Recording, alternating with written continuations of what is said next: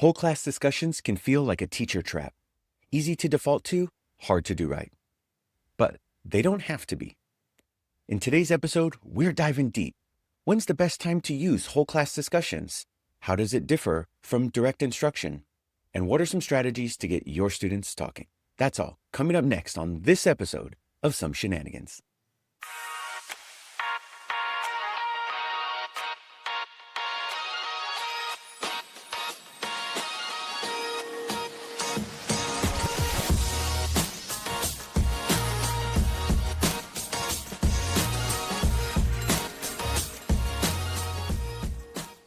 Well, hello and welcome to this episode of Sum Shenanigans, a series that is designed to provide you with tangible teaching tips that you can implement in your classroom. I'll be one of your hosts. My name is Adam. I'm a professional learning specialist here at CPM, and I'm joined, as always, by my amazing co-host, the only one of us who actually reads the show notes. I'm Bree. And no, I'm kidding. I was pretending to read. I'm Bree. I am also a professional learning specialist, and I'm super excited because we are joined with another amazing co-host today. Today we have Joel Miller in the house. Welcome, Hey, Joel. Thank you. Am I a co-host or a guest? Ooh. Ooh. Well, how about we'll get you Yeah. in between? Well, you're a special guest. Okay, I like it. I am also a professional learning specialist, and I'm happy to be here today. Awesome. Now, you may recognize Joel's voice if you listen to the More Math for More People podcast that Joel and Misty do. And I think, Joel, you're actually the most musically inclined guest that we've had on the show. Oh, Just throwing that out there because I've Fun seen your facts. music talents and you're very talented. thank you. Fun fact. So you're going to close us out with the song today, right? Yeah, I got one prepared. Awesome. Well, we are excited to have Joel here. And what we're going to be doing for the next couple episodes is having a mini series on what we at CPM call multiple modes of instruction. And essentially what multiple modes of instruction are how students are grouped within a lesson or within a task. So when we go out and we talk to teachers and we're visiting classrooms, we typically talk to teachers about different ways that students can be grouped. So some of the ways are whole class, small groups, pairs, and individual. Those are typically the most common ways that students are grouped. And so in this mini series, we're going to be talking about how to best support those multiple modes of instructions. Now, back in episode 1, Bree and I did a deep dive into supporting study teams. So in that episode, you're going to find a lot of strategies for supporting small teams. So we encourage you to go back and check out that episode 1 for strategies on supporting small teams. But for today, we're going to start with whole class discussions and how to support those and what that looks like. So we're excited to bring on Joel and his expertise. So I'm going to throw it to you first, Joel. When you think of whole class discussions, what are some of those kind of initial thoughts that come to mind? So whole class for me just means in my mind of an entire classroom, no groups, or maybe they're sitting in groups, but we're having this discussion together. So teachers, students, everybody in the room is having a piece of the discussion. How about for you guys?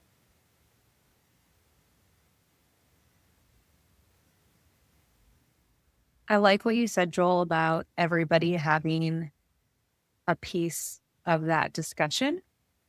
Because when I sat down to think about when I would use a whole class discussion, I sort of started thinking about what the purpose of a discussion might be and how sometimes I intend to have a whole classroom discussion where everybody is participating, everyone is, sort of a piece of that conversation.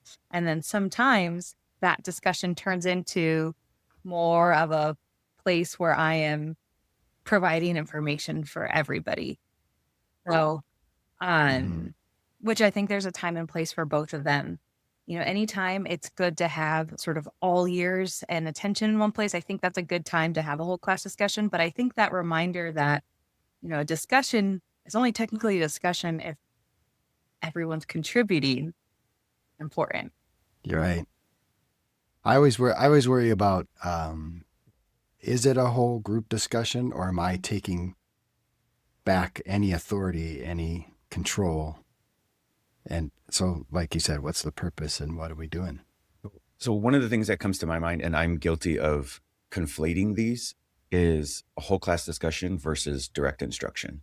So as we think about whole class discussion and direct instruction, what comes to my mind is like, well, what are the similarities and what are the differences, right? Like, are there any similarities, or is the whole class discussion its own separate thing versus, direct instruction is its own separate thing?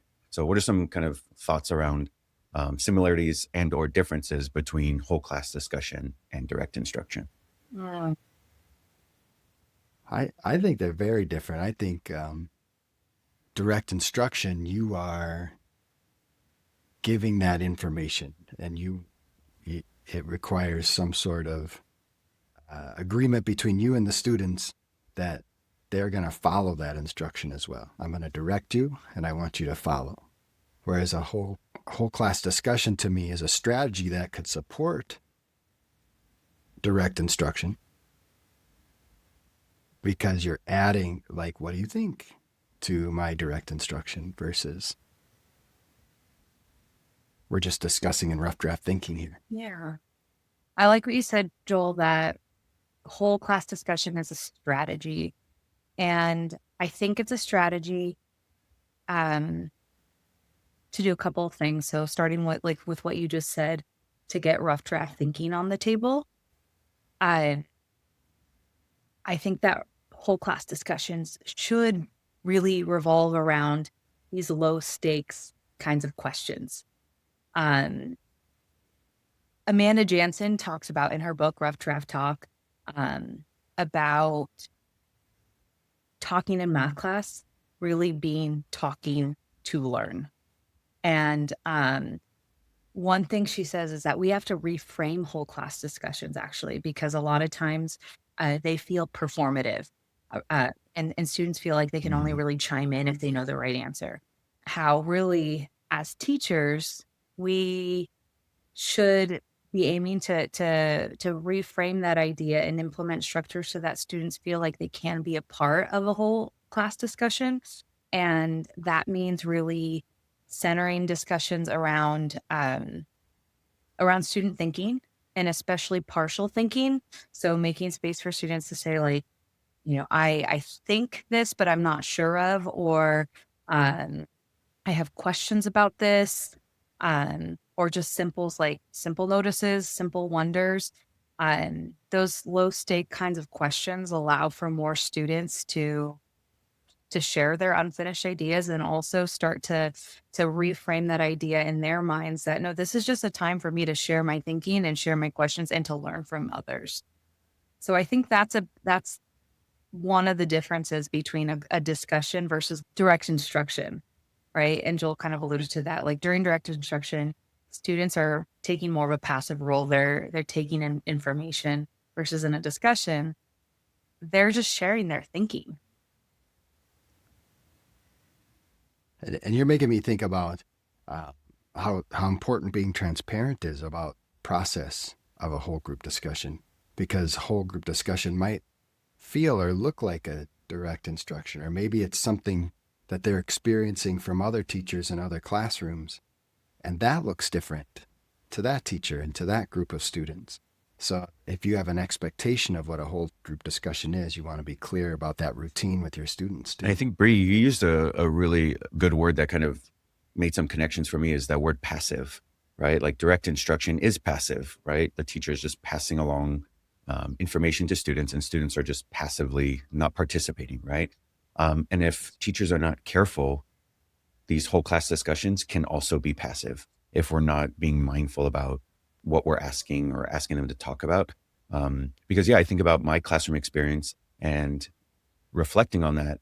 If you would have asked me at the time, I'm doing a whole class discussion, but really what it was is just okay, who wants to share the answer, right? And is that really a discussion going on? Are students really sharing about their learning, or is it just one whole class check for understanding instead? So, no, I really appreciate that description of passive. So as we kind of lean into whole class discussions, and it sounds like we have, an understanding of what it is and the context for what we're going to be talking about. So, what are some, you're walking into a classroom, teacher wants to implement some whole class discussion or see how they can utilize that more in their classroom. What are some strategies and advice that you're giving to teachers in order to best support them so that they can support students during this whole class discussion strategy?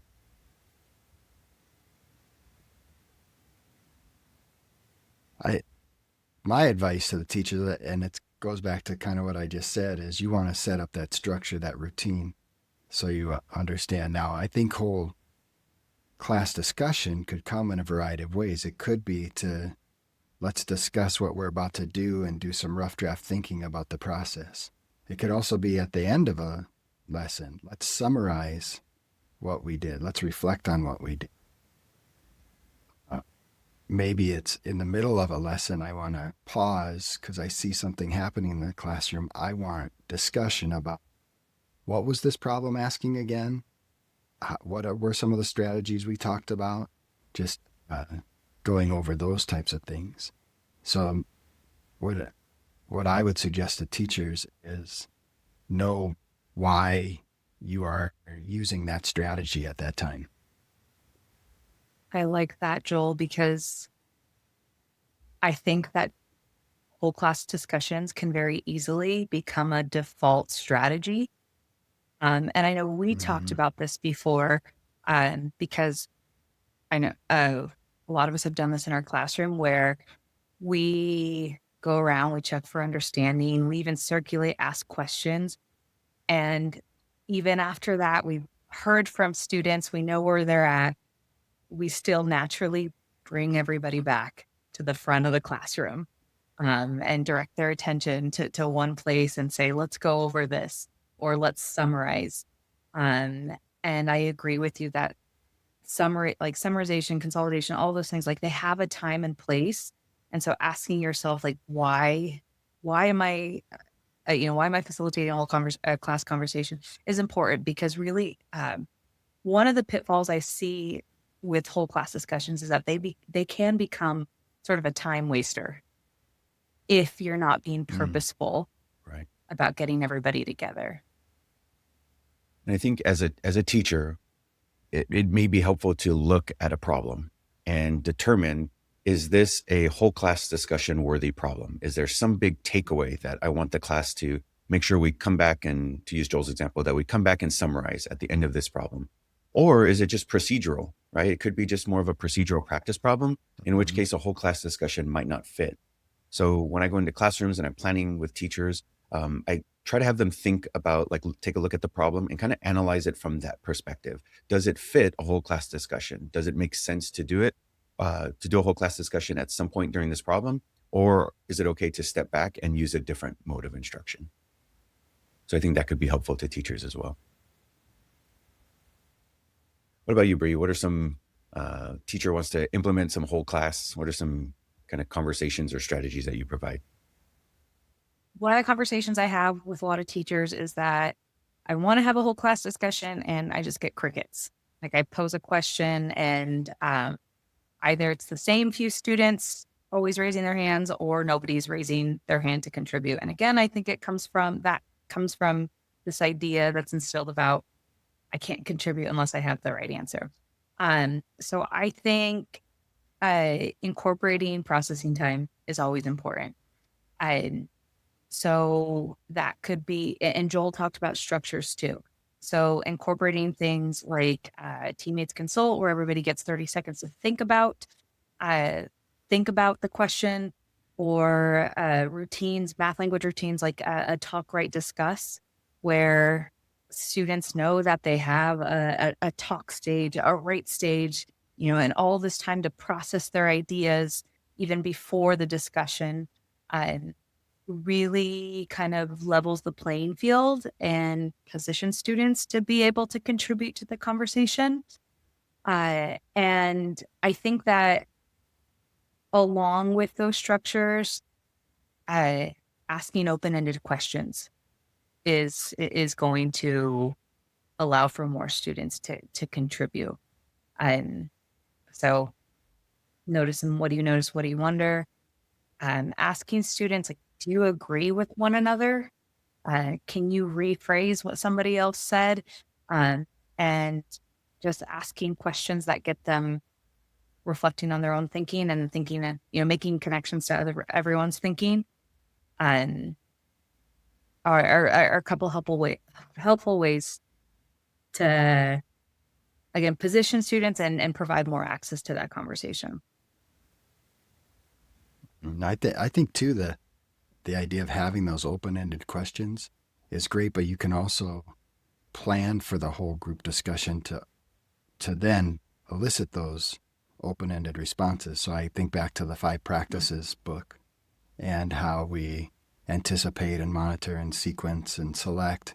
And we could be doing that and then asking those questions, and you are organizing that whole group discussion with a strategy in mind of the content of what you want your students to understand. And what do you notice? What do you wonder? Do you agree? Do you disagree? Yeah. Things like that.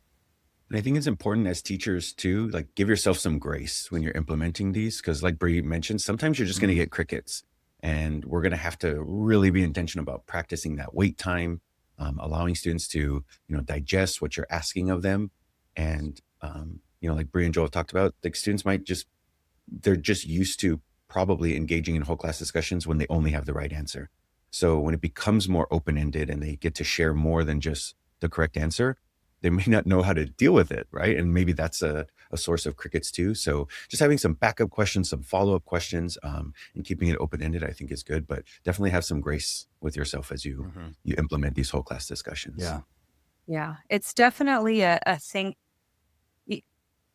Like whole class discussions are definitely a time where you have to think on your toes and improvise. Like I remember someone sort of describing like the process or like this idea of like the center of gravity of a conversation always jumping back to the teacher, where it's sort of that like, ping pong. I ask a question, you respond, and it always goes back to the teacher.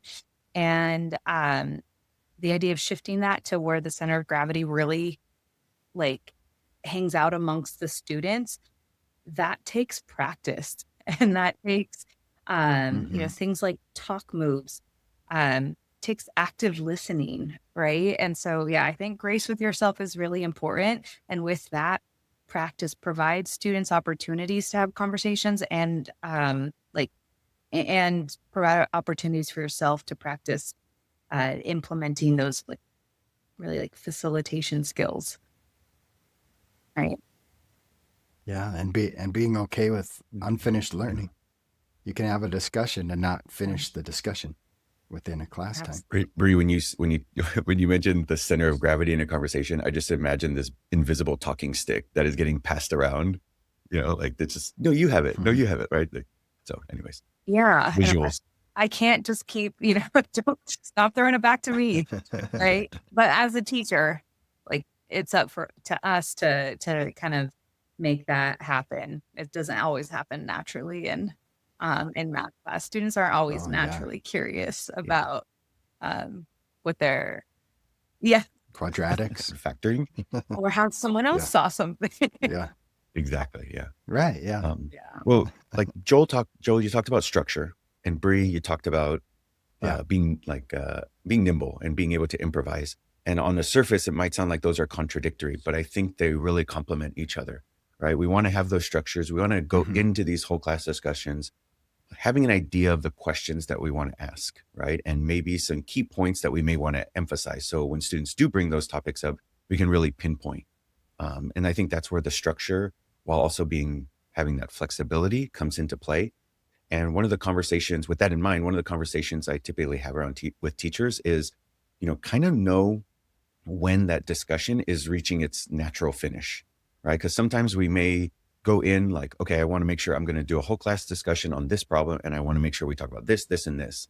And you spent so much time on the first thing that maybe things 2 and 3 that you had planned for, like it's just that they're running out of steam, right? Or they're running out of attention. So one of the things I talk about teachers is just kind of trusting your instincts, right? And I think we feel that in other conversations like we have, like, okay, I've kind of reached everything I'm going to talk about with this individual. Like I'm going to go talk to someone else now, right? And so have that, trust your instincts when you're holding these whole class discussions with your students, right? Just about when is that natural, is it coming to its natural conclusion and I need to get students doing something else in the task. I like that. And I think that connects back to Joel's earlier Yeah. point of just know the purpose behind the whole class discussion, know why Hmm. you're facilitating that. And I think that's true for any mode of instruction. So I'm excited to keep digging in through this series and discussing like when you're planning a lesson, like and you decide I want students working in pairs here or they're having a whole class discussion, always think about what is the purpose? What do I want them to get out of that conversation? That lens I know has helped me a lot and helped me work with teachers through deciding what kind of strategy they want to implement in a lesson. And when you reflect back on a lesson that you planned for and that you taught, if it didn't go the way that you thought it would, maybe it's just that class, but keeping note of that for yourself too, to say, oh, maybe a whole class discussion would be better in this moment than a pairs check or then a silent debate or whatever. And as teachers, I think we know if something didn't go well, it's probably because it's first period. It's always first period. First period. Yeah. All right. As we kind of wrap up here, any final thoughts on working with teachers on whole class discussions or any last bits of advice or? I just thought when you guys asked me to participate in this discussion, I wanted to clarify the definition of whole group discussion because I thought of the pros of having the group discussion, but also the cons of direct instruction and how sometimes the teachers, myself included, we feel safe holding the ownership of the Conversation classroom stick. and whole yeah, exactly. Yes. I've got the stick. And so it was really nice to have kind of that talk here about the differences of those things and understand the power of what whole group discussion could Well, be. we really appreciate you joining us, Joel. And we're excited to have you along for the rest of our mini series. I know. Yeah. I'm excited too. Well, to close out our episodes, Adam and I like to summarize some of our major takeaways. Mhm. So here are You guys ought to There do we go. some shenanigans.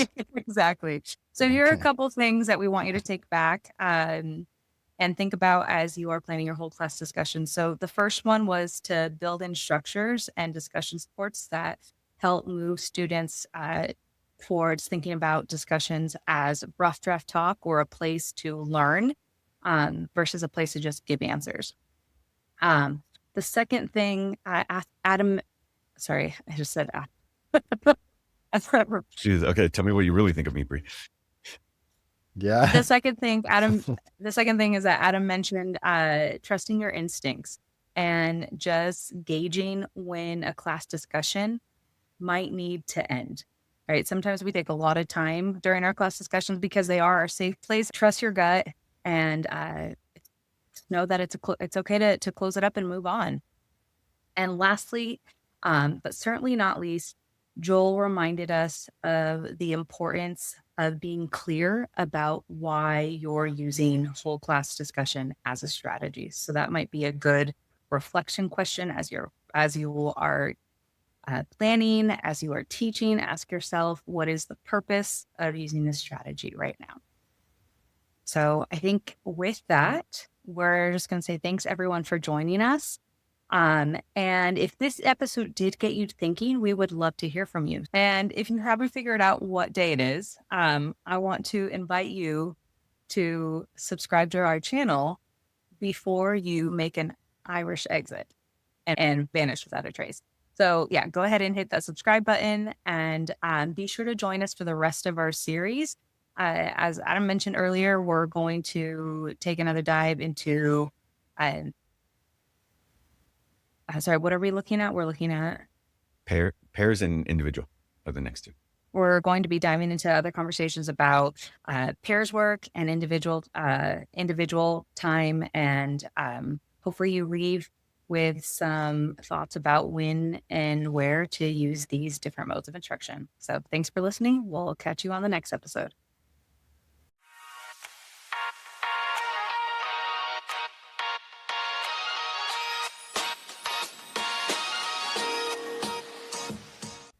Is it?